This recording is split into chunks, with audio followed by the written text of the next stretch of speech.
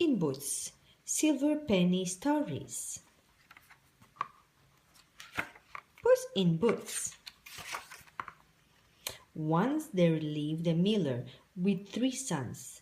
The eldest son was the smartest, the middle son was the strongest, the youngest son was the handsomest lad in the village. One day the miller announced, "It's time for me to retire. You must each make your own way in the world. You are the smartest," he told his eldest son. "I give you my meals." "You are the strongest," the miller told his middle son. "So I give my mules to care of." "Thank you, father," both sons said happily. The miller turned to the youngest favorite son. "I have a very special gift for you, my boy," he said. The miller handed his handsome, an enormous wide-eyed cat. "Thank you, father," the handsome lad said, trying to hide disappointment. "The cat brings good fortune," the miller promised. Then he sent his son away with a hug and the cat. Before long, the cat turned to the handsome son. "I'm going for a walk all day. I will need your boots," he said. The handsome son, too surprised to protest. The cat slipped into the boots and stood up. "And I'm going to need that feathered hat," said the cat. "I will be back soon," he called. Then he disappeared into the woods.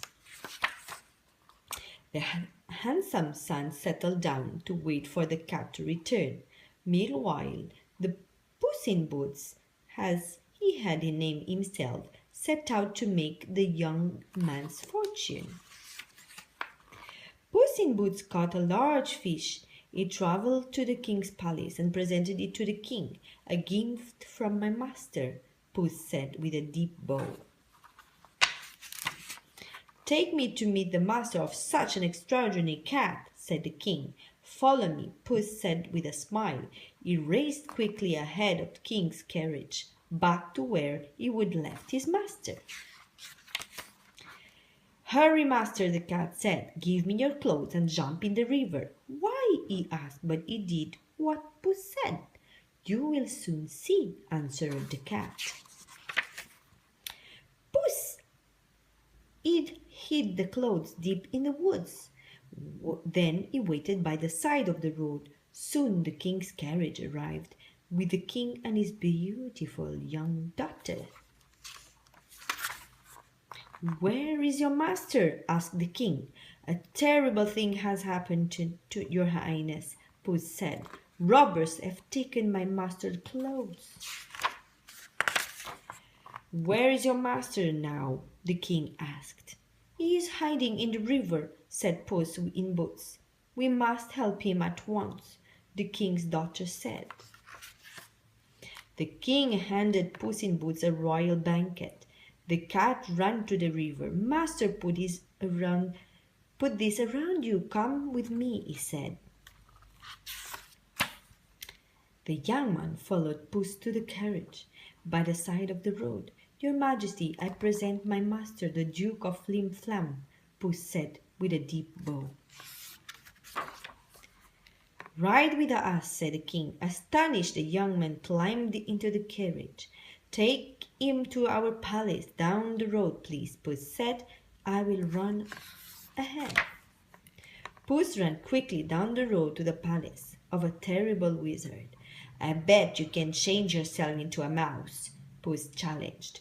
"Of course I can," boomed the wizard. And with a flash, he did.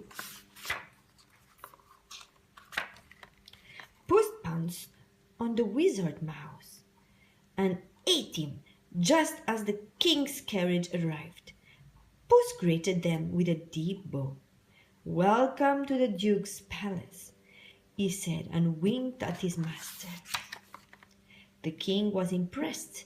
He decided at once that his daughter should marry the Duke, the handsome young man, his beautiful princess, and Puss in Boots all live happily and royally ever after.